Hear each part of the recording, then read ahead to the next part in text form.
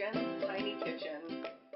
Today I'm going to be doing a recipe out of the unofficial Harry Potter cookbook. And the recipe of choice is going to be Harry Potter's favorite dessert, Treacle Tart. I'm going to kind of sort of do it because, let's face it, who's got time during the holiday season to be making shortbread crust and putting in the fridge and all that, so I'm skipping all that and going with refrigerator pie crust. Another thing that is super important is golden syrup. Now, this isn't something that's normally found in the United States. It's really popular in the UK, and I found this online on Amazon because, you know, what can't you find on Amazon? So I got some of this. You're going to need about a cup of that. And because it is a British dessert, a little bizarre, you're going to need fresh breadcrumbs for the filling. And what I did, because I don't have a food processor, hence my tiny kitchen, because who's got room for all those appliances, I used the finer side of the cheese grater as well as this heavier grate because I wanted to vary the texture on my filling a little bit, so that way it's not just dissolving into it. The other ingredient that's important is a lemon.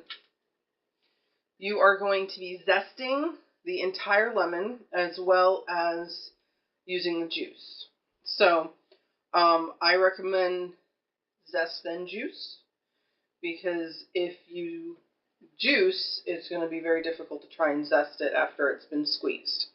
So that's important, because I'm really only going to be showing you how to make the filling since I'm not doing the crust.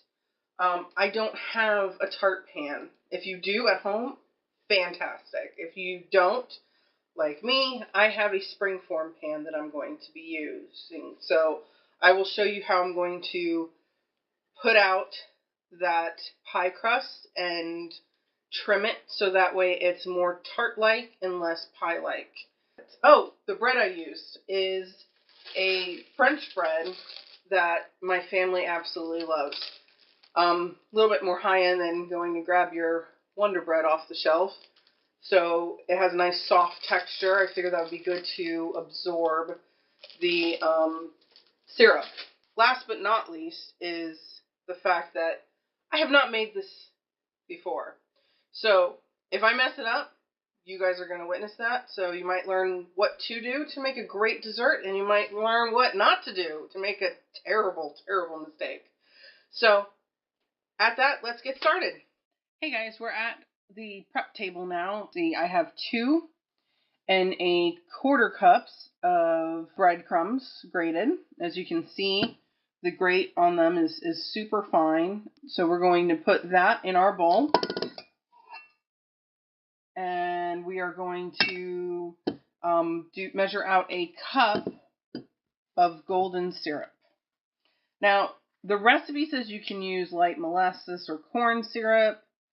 I feel like if you're going to go to all the trouble to make this tart, you should use authentic British ingredients.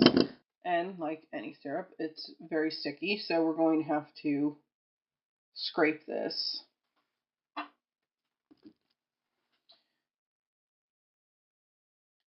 And we did taste a little bit of the syrup when we first got it. It's very good.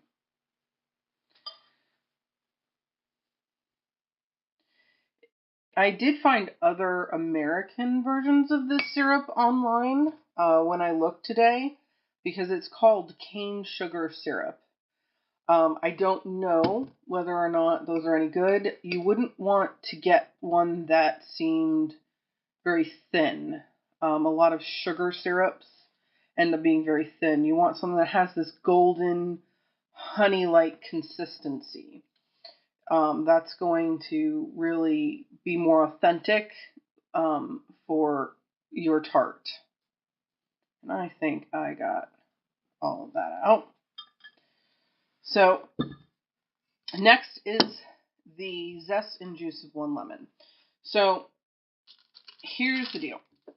This is a zester. It's going to do really long strips. Now, if you have a microplane at home, good for you, because that's really cool. I don't. So what I'm going to do is I'm going to kind of go and just do short strokes instead of, really long ones. Now, the most important part about zesting any citrus is you do not want to zest so deep that you end up getting that white pith part. I mean, even the sound of the word pith sounds unappetizing. I think it's the sound you make when you accidentally eat some. You just want to do short strokes. You want it to kind of melt into this tart. You don't want somebody to take a bite and be like, oh my gosh, I just ate a bunch of lemon. You want it to be a complementary flavor. So I'm just going to go ahead and zest the rest of this lemon.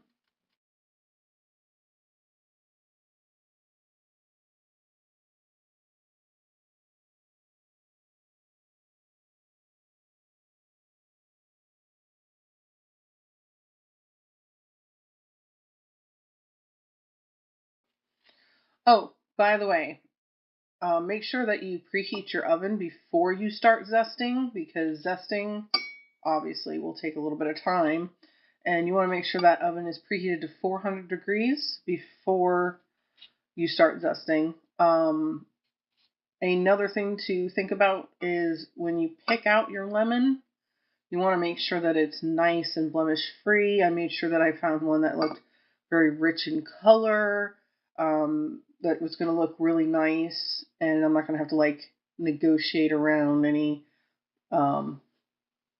blemishes or anything like that. So back to zesting.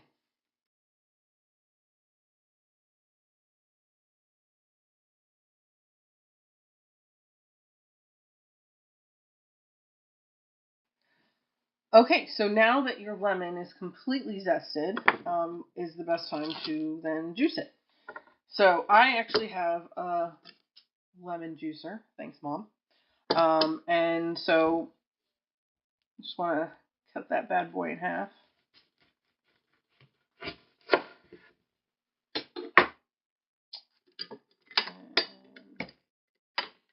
put that half in there. And this is going to prevent you from getting any seeds. Otherwise, I would suggest juicing over like a bowl, and that way you can pick out any seeds before dumping it in. Ooh, that really shot. And a quick little pro tip is that if you cut up the remaining and run it down your garbage disposal, it really helps. If you want to do it little by little, though, you don't want to chuck a whole half in there because that's not good for your garbage disposal. But it will make any smelly garbage disposal smells lemony fresh. Okay, now that that is done, it's time to mix. You want to make sure that this is well mixed and folded together.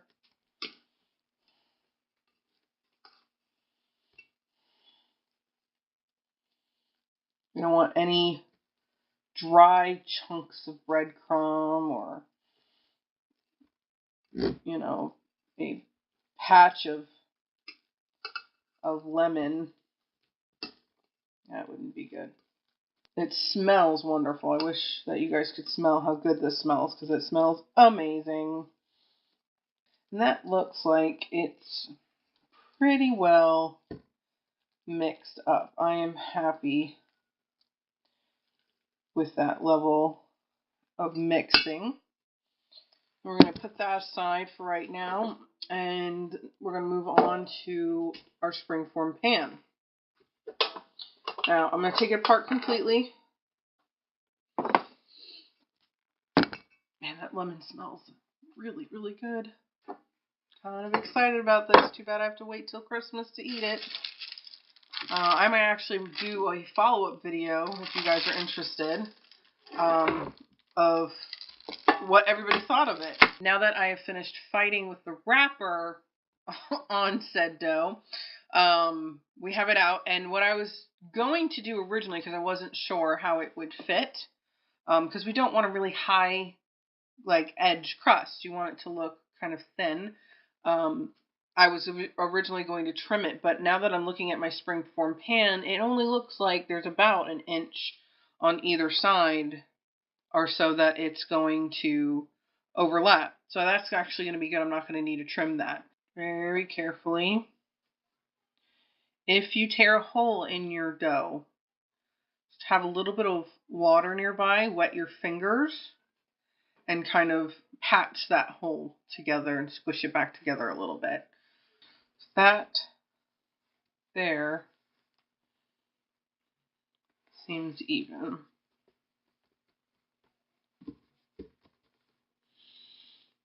I'm just going to kind of fold in.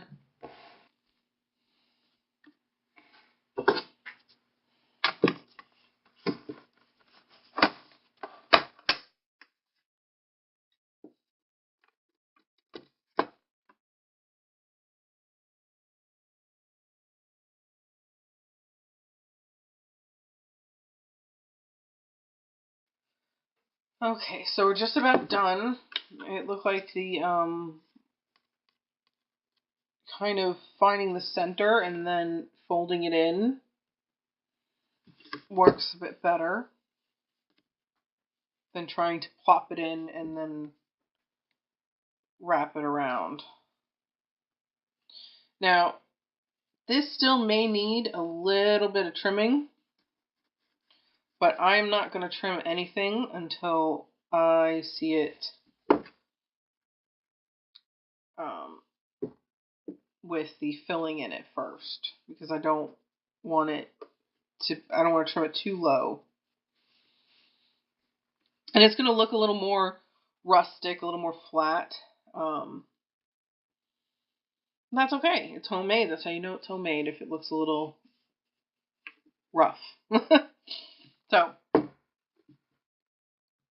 we've got the crust in.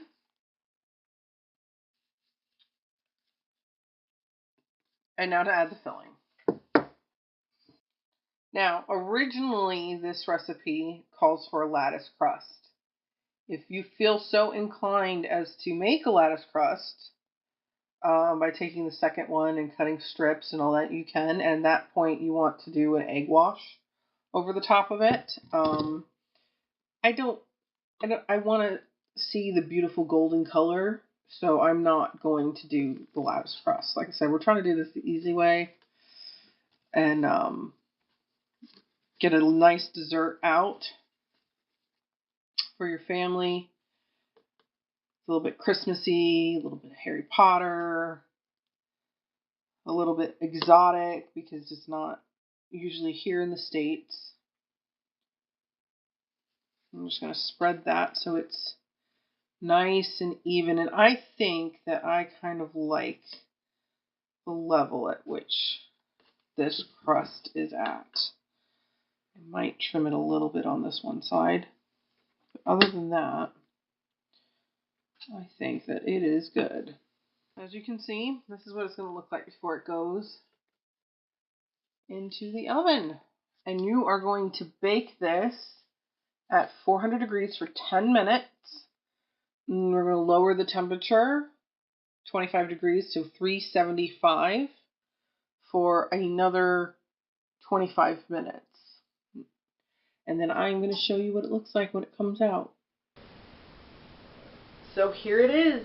It is out of the oven and it looks beautiful. My whole house smells amazing. I decided to do a little lightning bolt with the little bit of crust that I trimmed off, so that way, you know, in honor of Harry Potter himself, since it's his tart. And I will let you guys know how this tastes on Christmas, because right now, if I eat this, there's going to be a lot of disappointed people on Christmas. So, one pro tip that I would like to say that I forgot to mention earlier is that when you grate the bread, make sure that you trim off the crust, because you want that nice, soft inside to be inside of your tart. So, that's all. Any questions you might have, I will try my best to answer them in the comments. Please like and subscribe to my videos so you can see more yummy and delicious stuff at Jen's Tiny Kitchen.